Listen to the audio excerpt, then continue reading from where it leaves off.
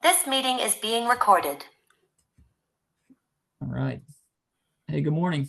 So I'm here with Derek Smith from the Assemblies of God, Great Britain, and we're going to talk about Derek's book, which is entitled "Let's Talk About Church Health." So Derek and I met in what was that, February, Derek, in Amsterdam. Yeah. And I went to do a presentation for some leaders across Europe to be a part of a gathering that they have, a presentation on church health, and was delighted to see somebody else who's had a role dedicated to church health in the room. So I had a chance to have a meal or two with Derek during our time together and learn about some of the things that they've since begun. So Derek has served as a pastor of a multi-site church in Bolton in England, north of England, and has recently come on to the national leadership team of the Assemblies of God Great Britain as the church health director. So we'll be talking about the launch of that department, a little bit about the book, and give you a chance to get acquainted with Derek, learn a little bit about their setting. So and then Derek, you're here with a colleague of yours, Stephen, so I'll let you handle that introduction as well. But would you greet us? Brilliant. Well, thank you so much. And it's 10 o'clock in the morning. It's 4 o'clock in the afternoon here in Northern England, and as normal, it's raining. So I hope it's better weather where you are. I'm on today with my friend Stephen Matthew. He's part of our team that oversees church health for the Assemblies of God, and Steve has been a pastor for many years and done some significant work on church health, church leadership, and church development. Well, I'll just give you a little bit about me and about how I got into this role, and then I think we're going to try and walk through some questions. But can I just say, I'm here to learn. I'm here to listen. I think we're all trying to figure this thing out together, out with what is church health. There's not a silver bullet. There's not a one-liner. It's a journey. So I'm Derek Smith, married to Georgina. I've been married 35 years. I've been in ministry for 37 years, and I'm in the north of England. If you know England at all, if you go to Manchester, and we're about 11 miles north of Manchester on a multi-site church that I pioneered in 2005. We're currently on 7 sites, and that's where I am. I joined Glyn Barrett, is our national leader in the UK. I think some of you may have met Glyn. And about 2.5 years ago, he asked me, would I join the team and pioneer a new area, which was church health. We have different areas, like, most national teams do, of church planting and leadership development, but there'd been nothing geared at church health. I think what Glyn had seen is that churches were starting to get in trouble on health issues. Particularly after COVID, a lot of high-profile leaders and churches, a lot of high-profile streams, both in the US and in Europe and Australia, different parts of the world, were coming under immense scrutiny. The world we live in has changed. People have found language for different things, and we have to navigate church health differently. So I was commissioned to just go and try and pioneer a department, though I hate that word department, because church health has got to be far more than a department. So I spent about 4 days away in a very luxurious place in the north of England called Blackpool. And if you're not laughing, it's because you've never been. It's not a luxurious place. Spent 4 days in a hotel room and just said with my laptop, God, I need to know how I'm going to do this for the 640 odd churches in the Assemblies of God, which is small fry towards you guys, the other side of the pond. But it's enough for me to start with anyway.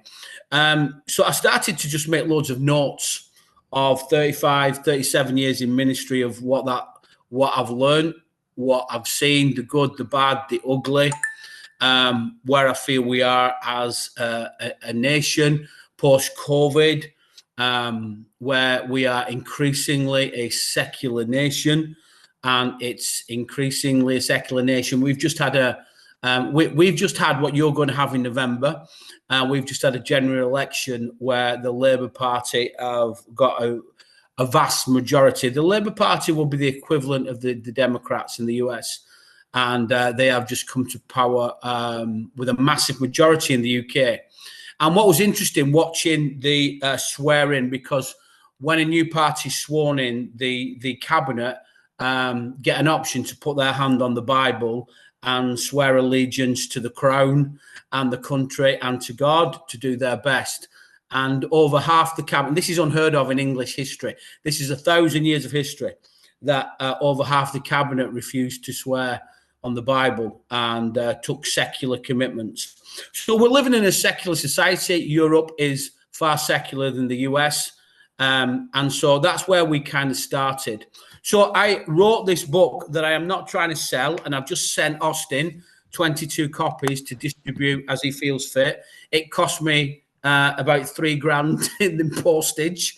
So if we're going to do anything, Austin, we're going to find a printer in the US. But this is the book, and it's called Let's Talk About Church Health, Part 1.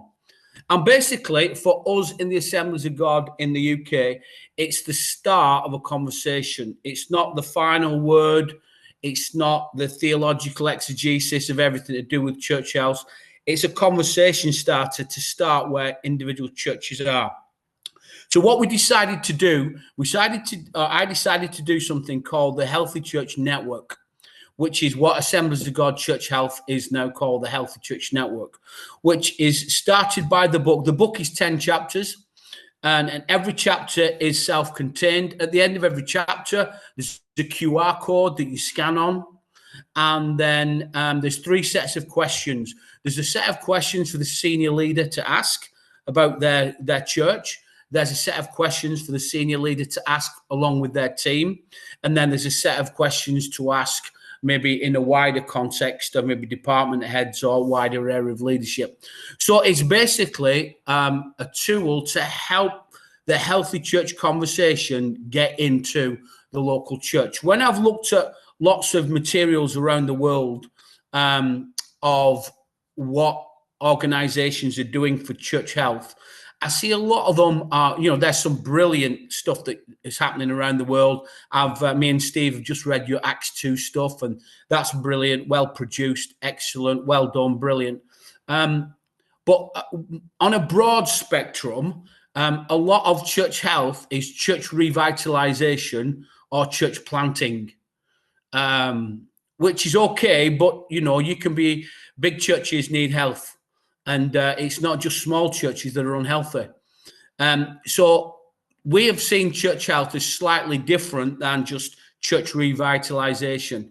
But actual church health is drilling into what people actually experience in the church, the cultures of the church, the leadership styles of the church, how people are released in the church, how people are treated within the church. So every chapter is a start of the process. So what we found is a lot of, not a lot yet, but some of the churches that we're working with are doing as leadership once a month. They read a chapter of the book and then they do the questions. And that's just starts the conversation. They're not difficult chapters. The first chapter is simply called Everything Tells You Something, but Nothing Tells You Everything. So what is church health, and who decides what is healthy? My church is like your church, I guess. There are some people that walk out the doors of our church on a Sunday morning and think they have been to heaven. I am the best preacher in the planet. They touch God in worship. And there's another group of people walk out of my church on a Sunday morning and probably think they've been to hell because I'm the worst preacher in the planet. And why aren't they going to another church? They're thinking of it. So, who gets to decide what is health? Who chooses? Is it just the senior leader independently? And what happens if the senior leader is the most unhealthy person spiritually in the church? What happens then? So who decides what church health is? And so, do statistics decide church health? Well, if statistics decided church health, Hillsong Church would be the healthiest church in the planet because it it kills us all on statistics of people attending and baptisms and all that. You would look at the statistics and say, wow, this is such a healthy church. But, you know, there's stories behind that. Now, I'm a big Hillsong fan, and I'm a big church fan. I think we need big churches to make a splash in our world. But we've got to look wider at what those issues are. And so each chapter of the book starts the conversation. And they look at structures that are healthy. There's a chapter on leaders and money. There's a chapter on pastoring people.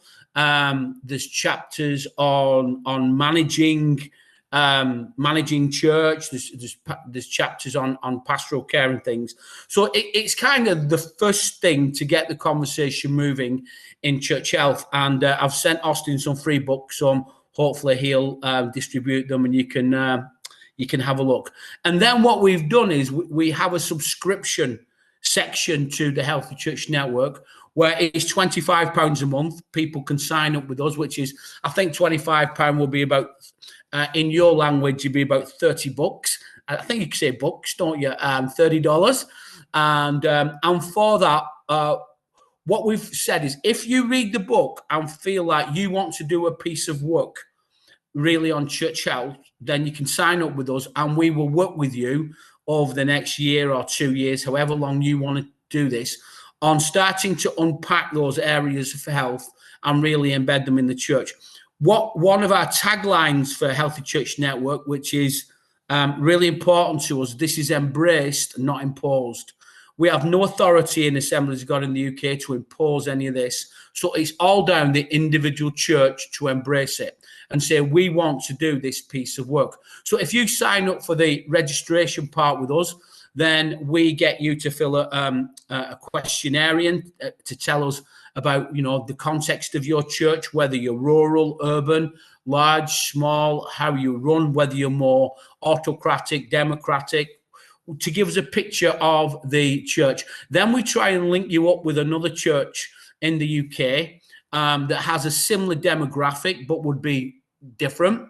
And we partner you up for the next 12 months that the two churches can start a process of holding each other accountable to 5 areas of questions. We've called them our 20 core competencies, or our 20 core commitments. I'm sure Austin can share with you what they are. They're covering everything from governance and legality right through to culture and pastoral care. And so we're linking you up with 2 churches that you're not monitored, you are not assessed, but you have a partner church who signed up for this journey to work alongside you for 12 months with the senior leaders and their teams, holding each other to account, and with the annual or 6-monthly reviews that you have, where you can say to people, okay, you didn't have anything in place 6 months ago. How are you doing over this last 6 months? What are you putting in place? How are you developing that? And then there's a whole level of wraparound support we put in for that, with one-to-one coaching, online coaching, where individual churches can tell us where they're weak, and we will put them in a group like this, and we'll get one of our guys, our ladies, to do some teaching on that area, whether it's on, like I said, finance, whether it's on pastoral care, whether it's on legalities, whether it's on governance, whether it's on anything to do with where they have identified that they are weak. I think we do have a problem in the UK within Assemblies of God, particularly with our black churches, who generally are centred around the south of England, and are very enthusiastic, and we honour them, and have some brilliant men and women of God in them. But legally, they're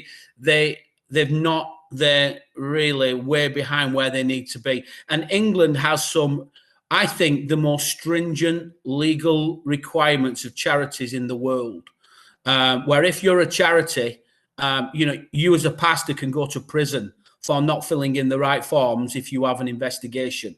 So it's pretty thorough, and we have a lot of black churches that have come across from different parts of Europe and the world who have planted in England, got an AOG status but really they're not functioning in even a legal manner, never mind a healthy church manner. So we're working hard with them. We're not here to expose anybody. We're here to come alongside, to build, to help, and we are working at that. We do online coaching with them. We have a monthly podcast, a video podcast that we produce, which basically takes a church health. So it could be transitioning leadership. How do we do that in a healthy manner? It could be on mental health in the church and how do we assess that? It could be on what's the difference between strong leadership and a total narcissist. Because when you look at the history of Assemblies of God in the UK, if you took some of the people that were our church, the leading lights of our churches, people like Smith Wigglesworth, and people that we would all read their books and go, wow, and you put him in the middle of London today, he'd be in prison in 3 months, just because of how he operated. The world's changed, and we've got to, we're not conformed by the world, but we live in the real world, and we've got to embrace these things. So I don't know what that looks like on the state side, but certainly in the UK, churches are under a very high level of scrutiny. So we feel God is helping us. We've put lots of stuff in place for churches. If you just want to be part of Assemblies of God and not subscribe, then there are a lot of things that we do. We do a lot of articles. We do a monthly newsletter, which updates all the churches on the legalities of what's happening. It seems like charitable law in England changes every 6 weeks, where they bring new laws in. Our latest one is, some things that we've released on employment and employment issues for churches, the legality of having correct employment. And so it can be anything to do with running a healthy organization, and that's free. So as Healthy Church Network, there's a free bit that's accessible to any AOG church and the book, as long as you buy it. And then there is a subscription part, which is for churches that say, we want to work on this. We want to make this a priority, because I know, and you're experienced men and women on here. I don't need to tell you, you can't work with people if they don't want to work with you. If they're not prepared to look at health, and I'm 58, I'm 59 this year. I have my 12-month checkup with the doctor, and he says the same thing to me every year. He says, Derek, your heart rate's good, your blood pressure's good, your cholesterol's good, but you're overweight by 2 stone and you need to lose some pounds. So he says the same thing to me every year. And you know what? To this point, I've never done a thing about it, because health has got to be embraced. And we can't afford to try and work with churches that don't want to be healthy. If you want to be unfit and you want to be unhealthy, that's a decision. And there's no system that we want to impose, because you can't. So we are empowering churches that want to make church health an issue and work with us over the next few years as we roll out our programs in order to help. We also do church visits. Steve, who's on the call with me this afternoon to you this morning, this afternoon to me, this morning to you. We're just about to start some of the church visits of clustering churches around the country, so we can start embedding this into the life of the church. We also do things. In fact, we've just started doing something called our SWAT team, where in the Assemblies of God in the UK, every 3 or 4 months, a church goes into crisis. And it can be a leadership crisis. It could be a leader has an affair. It could be an allegation. And what usually happens, or in our history, has been it's taking so long for the Assemblies of God to get involved, maybe months and months. But by the time the Assemblies of God have got involved, the damage has been caused. The church has been devastated. So we've got something called a SWAT team, where we say, as soon as a church goes into crisis, we'll put a plan together within 48 hours, and we'll have boots on the ground within 72 hours.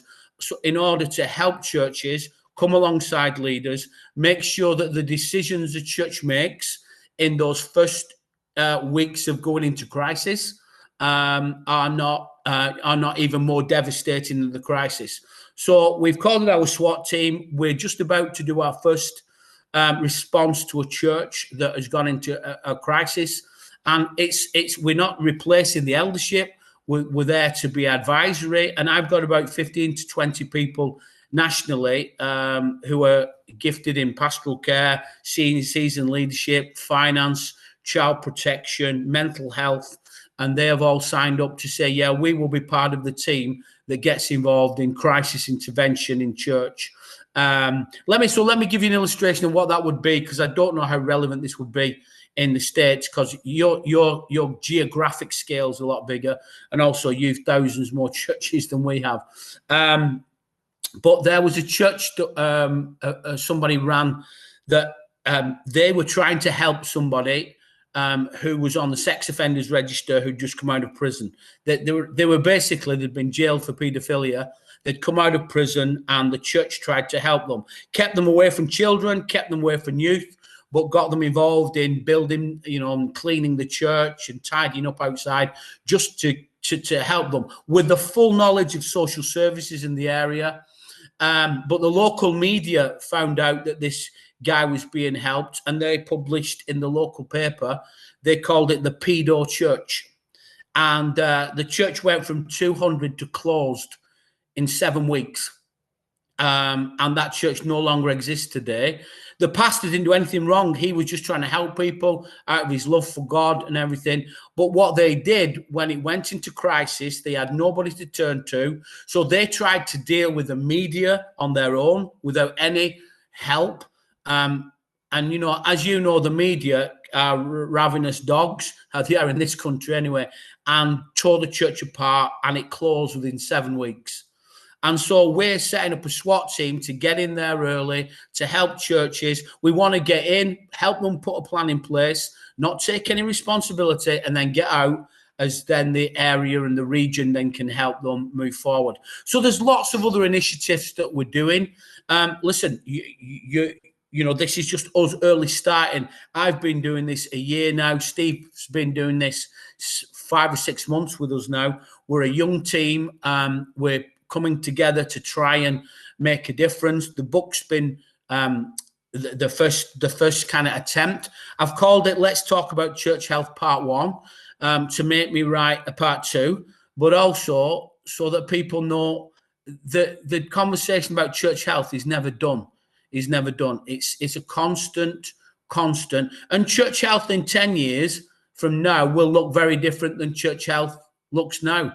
We are in a changing society, and it's not getting easier. It's getting more challenging.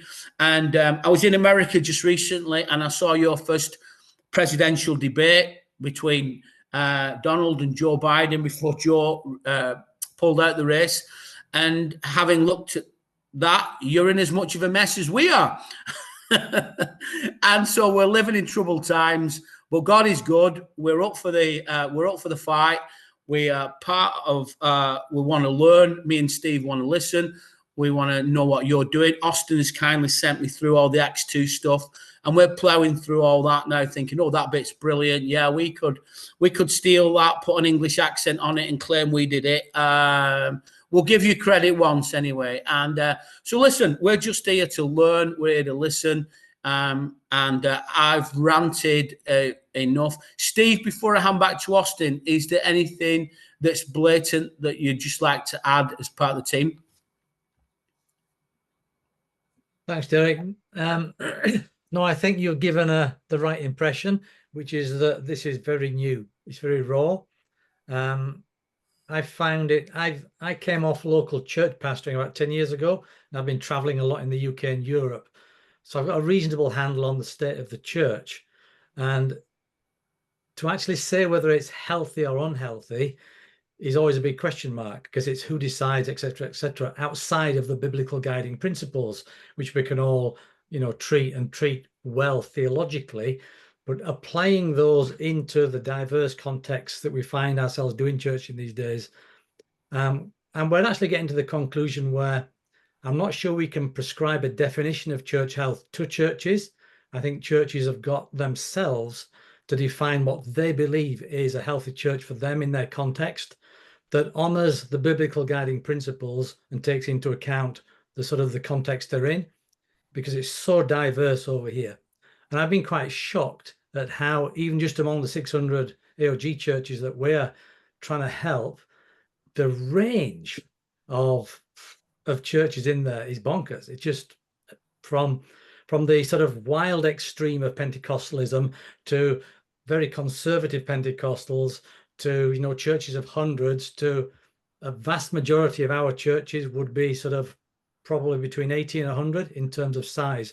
So working all that out is probably our biggest challenge. So like Derek said, we're here to learn, and we certainly need the wisdom of heaven to help us do this and develop strategies to help individual churches, which is where kind of I would lean into just helping each church become what Jesus wants them to be where they are. The minute we're trying to roll something out that feels a bit cookie cutter, all our instincts begin to sort of get red lights going off on them. So how you're doing that with 14,000 churches is a mystery to me. So I need to learn from you guys too. Finally, then, just one thing I just want to say I forgot. We're also starting, which is quite unusual, and I don't know if it's been done before. We're certainly not within Assemblies of God. We're doing our first in October, what we've called our 500 plus conversation, where we have 24 churches in Assemblies of God that have 500 attenders or more on a Sunday.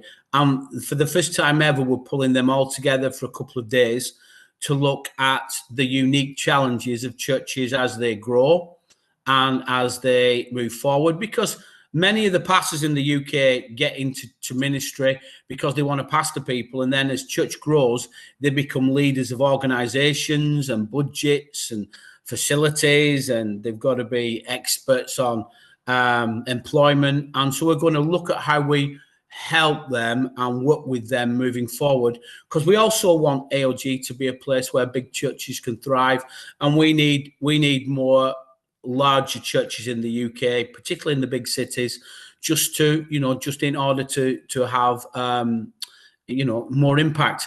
Sadly, what's happened over the last 20 years in the UK, not sadly in the sense of what it did, but what it's created, is as churches have got bigger, they've left the Assemblies of God when they've got to 400 or 500, and they've started to connect with churches in the States or churches in Australia who they see as further on than them, that they can learn more from, which is great. And we want to still encourage that.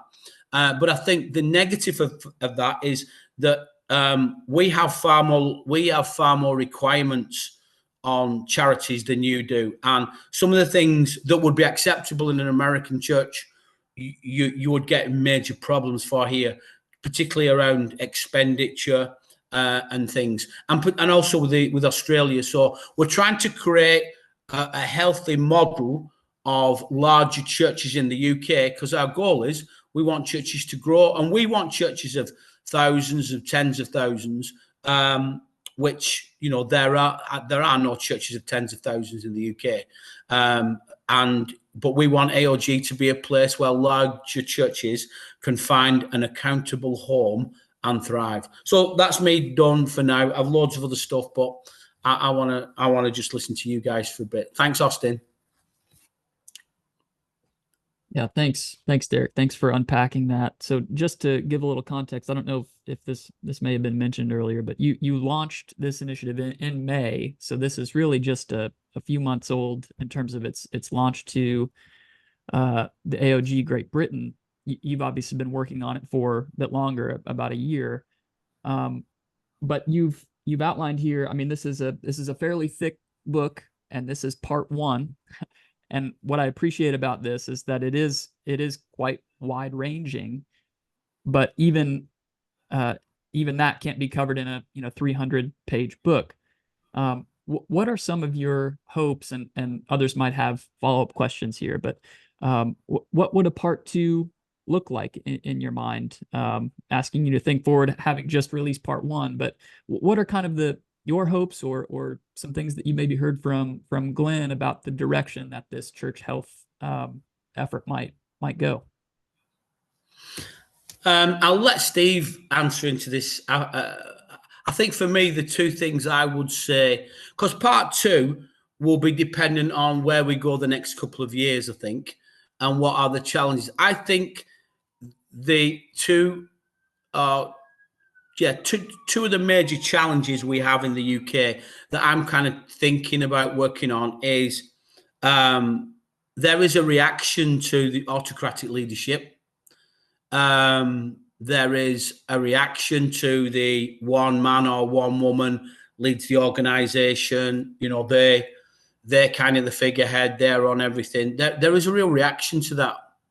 And we don't want to throw the baby out with the bathwater, because we want men and women of stature and charismatic leaders and everything. But there is a reaction. There's far more people want to be consulted. People want to be engaged in leadership development. And so there are some unique challenges around that.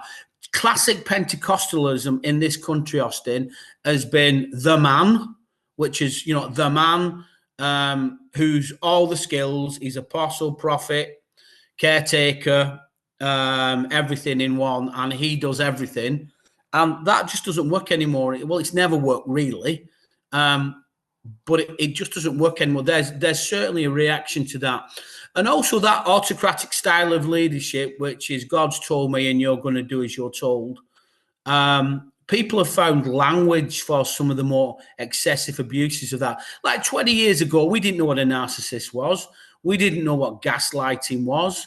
We didn't know all these words. They just, and you know, a great question to ask is, what's the difference between a strong leader and a narcissist?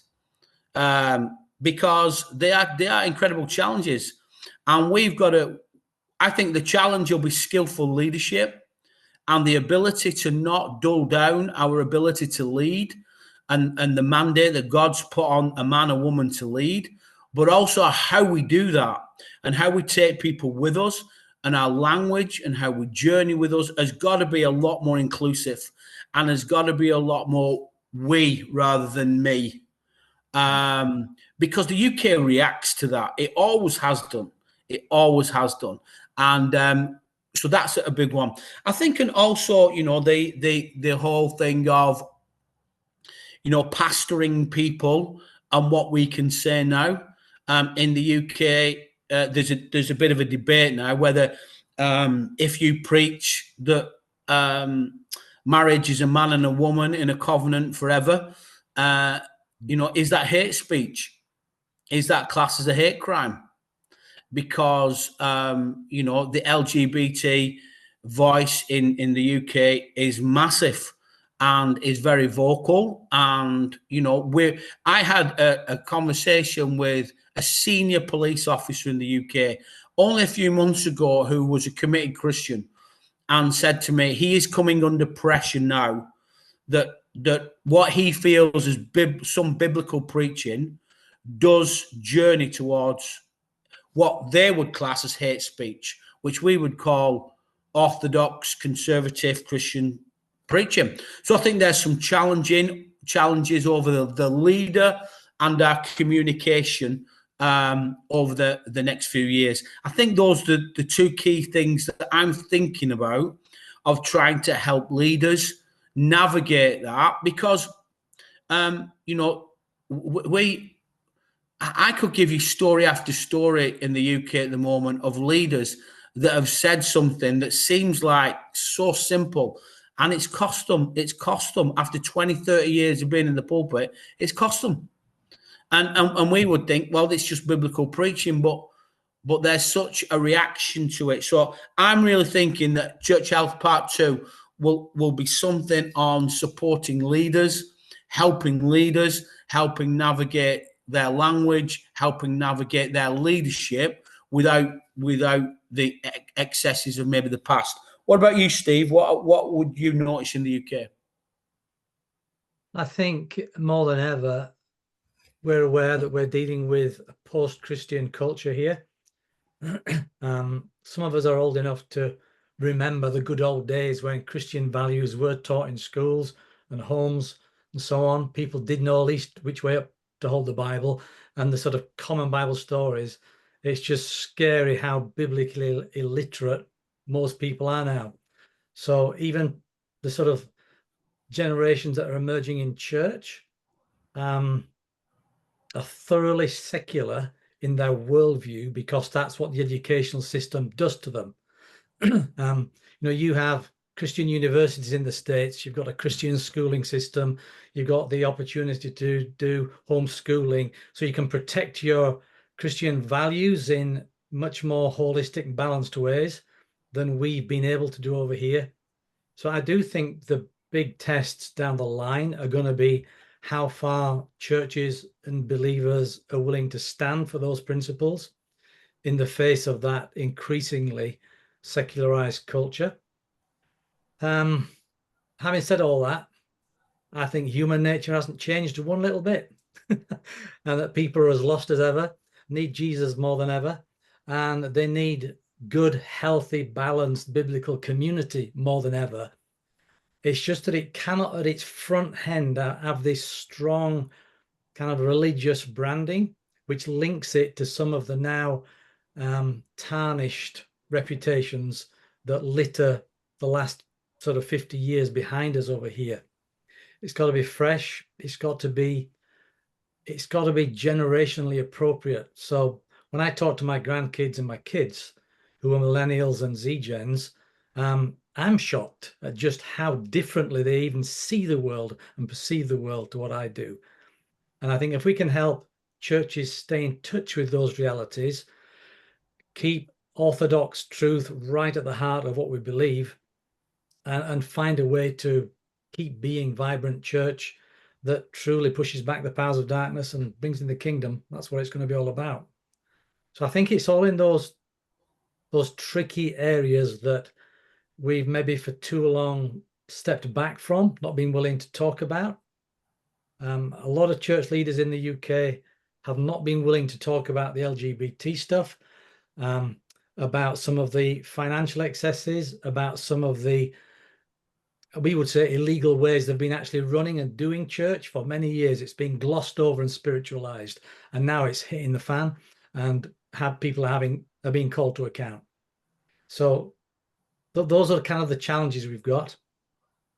But our desire is to keep doing what we've always done and take people with us. I find myself saying more and more in these days that I'm not as interested in talking to my generation anymore, because most guys, I'm in my 60s, most guys in their 60s have pretty much settled. They know what they believe, why they believe it, and they're not going to change much. I'm really interested in talking to the emerging generations and helping them get in touch with the core truths that are so life-changing. We need the churches to be built upon, because potentially some of my generation who are doing church and are not willing to change, they're in the life cycle that Acts 2 journey does, and they're on the way down the slope. We'll do what we can to bring them to the senses, but it's the emerging generations, which I guess tumbles over a little bit into church planting thought. Some that are struggling with church health have decided, well, let's just start again. So they plant a church to solve a historic problem and allow that to die. I'm a great believer in church planting, but I'm not sure that's the a solution you can roll out across the board.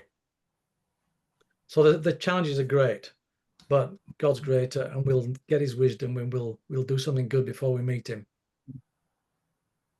So I'm sure you're hearing some things that we as a team of church health directors, people involved with the Acts 2 journey, have dealt with over the years, and some of the concerns that are being raised are things that I'm sure you've faced, specific to that, what Derek called the autocratic leadership style. We will often get churches who want to engage in the Acts 2 journey, but say, I don't have a team. Can my spouse and I attend just the two of us? And our answer has been, yes, you can attend.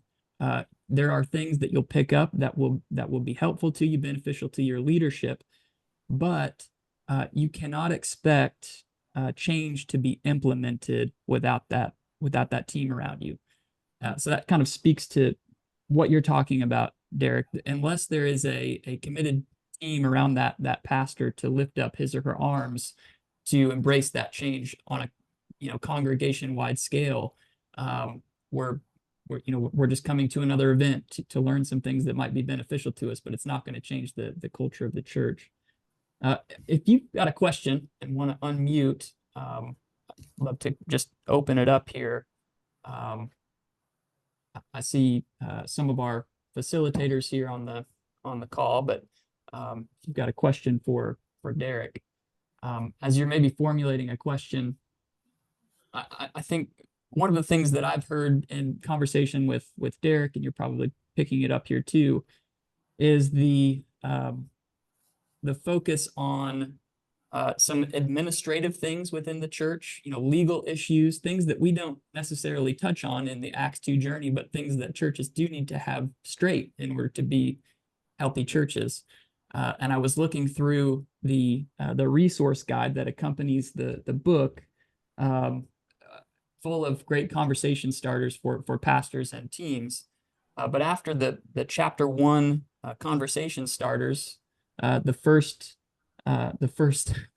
page on that resource guide is a template for a complaints policy, or to register a complaint in a local church. So there is that piece of kind of administrative processes that help a church toward health that just need to be in place. And I appreciate the effort that's being made to recognize, the pain points of a local church and to meet them there and to offer them tools to help them there. So anybody have a question or comment for Derek or Steve?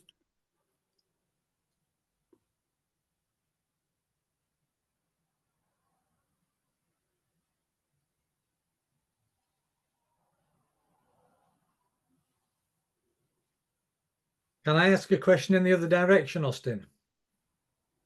Absolutely. I'm intrigued. You've got thousands of churches within AOG in the States, as opposed to our 600 odd here. And the diversity of those churches is already a little bit sort of overwhelming and inspiring. It's like, how on earth do we find something that fits them all outside of very broad guiding principles? How have you found that? The challenges that within a given Acts 2 journey, for example, there may be a cohort of churches that are really diverse. How have you tackled that, handled that, and sought to accommodate genuine differences between church expressions?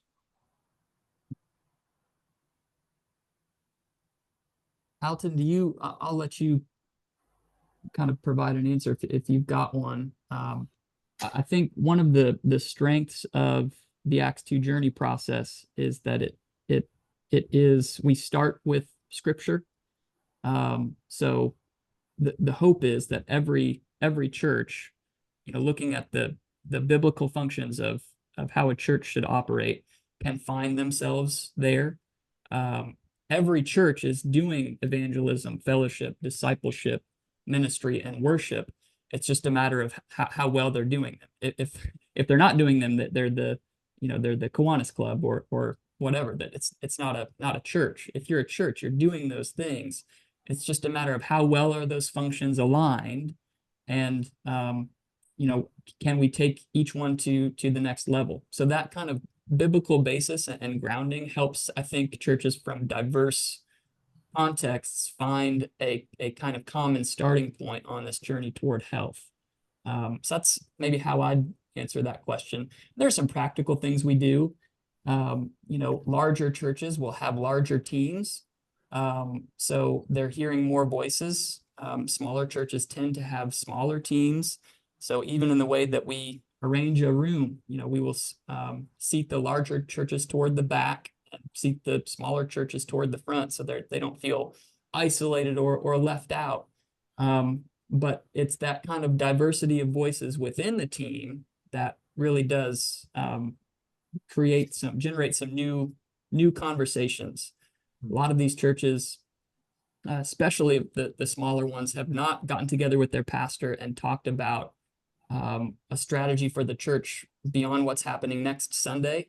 So that opportunity to kind of take the blinders off and dream about a future that is beyond next Sunday and having, you know, a diverse set of voices begin to think in those terms is really helpful. Alton, anything you'd add on that question about the diversity of our thousands of churches here in the U.S.? Hey, thank you. It's nice to meet you guys from UK. One of your colleagues was with me recently in Spain when I was there teaching, and so I enjoyed meeting him there. So just to say, this is a huge question, and I wanted to say to you, Derek, compliment you on the book and your approach. It is such a vast subject. You know, I'm kind of the one that kind of started the Acts 2 thing years ago. One of the things I have observed listening to you now and watching and seeing, you know, and those that are here from US, I just haven't had a chance to talk to Derek and Steve, but I recently resigned as the chairman of the World Assemblies of God Fellowship Church Health Commission. So that's a brand new thing that will be, they would be seeking a new chairman in the meeting in Accra in September. I've committed to stay on the commission if that's the desire of the new chair. But what you have uncovered, if you think 600 churches is a challenge, or 35,000 or 40,000, trying to talk to people around the world to reach this MM33 goal is an amazing, overwhelming task from church health. You can measure growth with one instrument, with one thing. Is it bigger or smaller? But when you start trying to measure health, you know, your doctor is going to ask you a lot of questions. So the first thing I would say that how we have approached this and why I did it this way is that the Acts 2 journey is not the broad picture. It's a foundational tool. If it's not noticed as that, then you will play the yeah, but game all day long. Yeah, but what about this? And what about administration? And I get all that. And I love the chapters. I love your questions. I've got the book, by the way. Thank you. I like all of that. So if I'm sitting here watching you, it's kind of like you took you splashed in the deep end of the pool, and I started in the shallow end of the pool. So I commend you for that, because we don't cover so many things that have to be covered. And today everything's changing. So I just want to make that statement that we understand that Acts 2 journey, all we're trying to do is create a biblical replication of the first century model, interpreted in anybody's context. So right now, people are teaching these biblically transferable principles in Indonesia and Japan and all of these different places that I've now been asked to look at from the AGWM, our world mission side, to be looking at our churches around the world. So it's a big challenge, and we need partnerships. I need you to be a partner. We need anything that's going on in South America and Latin America, from CEPI to, we need everybody, all hands on deck. So that's just a generalized statement that I wanted to make. But what your question was specifically, I don't know if we've answered it completely, probably not had total, success at it. But Austin's already talked about it, and this is what he will be doing as the director of USA Acts 2 journey, but kind of a church health moniker that we've kind of put a new moniker to everything. So we believed that first of all, it was just a foundational tool. It is a foundation of, do you have a mission? Do you have a vision? Do you have values? How are you handling the 5 functions of Acts 2:42-47? That was it. We didn't deal with budgets. We didn't deal with parking. We didn't deal with legal. We didn't deal with anything because it's too vast. The way we handle the diversity of the churches, and that's with the team. If the team comes as a representation of the community they serve and the church they attend, if they come with that, they have the freedom to express their feelings and their will. And so every time we have the leadership of that church produces a 3-year plan moving forward, you would just stand at the back of the room and be shocked. They all heard the same teaching. They applied the same principles. Yeah. I believe we've been successful in allowing them to express it with their own personality. I mean, one guy had 17 people, and he was so embarrassed because he couldn't produce a color brochure. I said, if you've got 3 good ideas on the back of a gum wrapper, that's more than you had when you walked in this meeting to start with. So all we're talking about, can we get to next level? And so diversity is becoming more pronounced. I get that. But boy, I still think that if that church really will come with the idea, and this is a new idea for most solo pastors. You mentioned it a while ago there. You know, my dad was the kind of pastor, I went to the mountain, God spoke, now you go do it. That doesn't work anymore. You may have gone to the mountain and God did speak, but you better couch it in a way that they have input to it. I used to have a definition of leadership that I called taking people from where they were to where they needed to be. And when they get there, they think it's their idea. I've changed that definition. I don't want them just to think it was their idea. Their ideas better have been involved in that decision process. So are we successful all the time? No.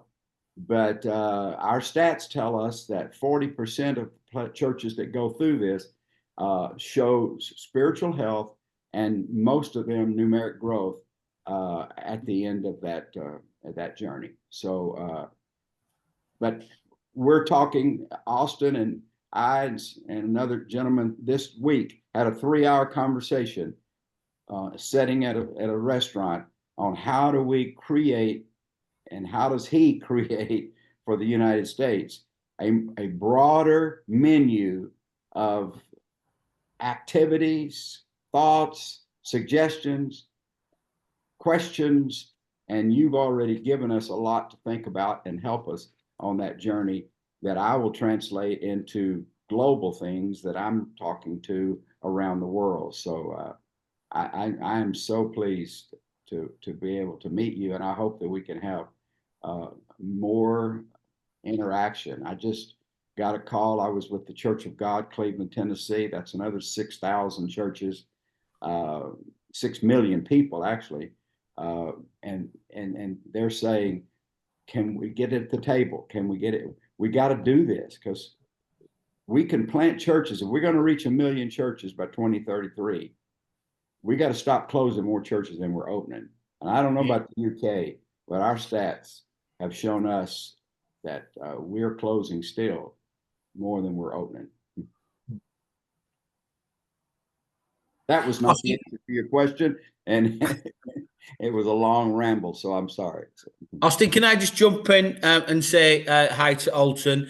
Everywhere I go in the world in the Assemblies of God, the name Alton Garrison, everybody says, have you talked to Alton? So it's nice to meet you too. Thank you for all you've done. Thank you for blazing a trail. And thank you for all you've done with the Acts 2 journey. And yeah, you are highly thought of in particularly in Europe where I've been. People talk about you in a very positive light. So thank you for all you do. I think that's kind. Thank you. I should mention that the only reason I was in Amsterdam to meet with Derek is because Alton was in another country talking about Acts 2. So that's how we got a chance to meet, as Alton gets double booked internationally these days. I want to just thank you all for being on the call and for your appetite for learning, because it does seem like we're on the kind of the precipice or maybe the early days of this focus on church health globally. So pleased to hear about what's happening in the AOG Great Britain. And in a couple of months in October, we'll have Jeremiah Ribel from the Pentecostal Assemblies of Canada on the call, kind of to lead us through what they are developing there. But we do need one another. We need each other's help. This is a big task. It's obviously a big task to plant churches, to grow movements, but churches plant churches, and healthy churches plant churches. Yeah. I've said it before, but I do think that church health is in some ways the tip of the spear for church planting. We've got to have our house in order before we're ready to multiply in a healthy way. So love to have you join us in October when we talk to Jeremiah, kind of continue this learning journey and resource sharing. I think we'll do better together. Not just running in our own lanes and producing things in isolation, but sharing ideas. And grateful for Derek and Steve's open-handedness and sharing their resources and their books. So I'll get those sent out to you. And finally, on that topic of leadership, we've got Dr. Gary McIntosh will be with us in September to talk about his book, The Solo Pastor. There are so many churches in the U.S. and I'm sure this is true globally as well, who don't have a paid staff, who have maybe a lay team, but they're not, they're engaged at maybe a kind of a low level. And the pastor is expected to do all of the things that you heard Derek list earlier. They've got to be experts in so many things. So Gary will come and share with us about that book. So just trying to continue these conversations on the topic of church health. So for those of you who indicated that you want a book, as soon as they arrive here, I'll get them shipped out to you, and we'll look for ways to continue this partnership with the AOG Great Britain. Thanks, Derek and Steve, for your time today. Could I just add, Austin? Thank you for having us.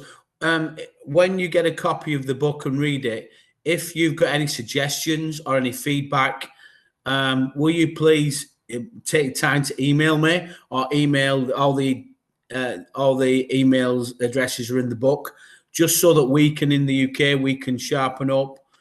There may be things we've not thought about, for development. We know we're not the font of all knowledge with this. We're all on a journey together.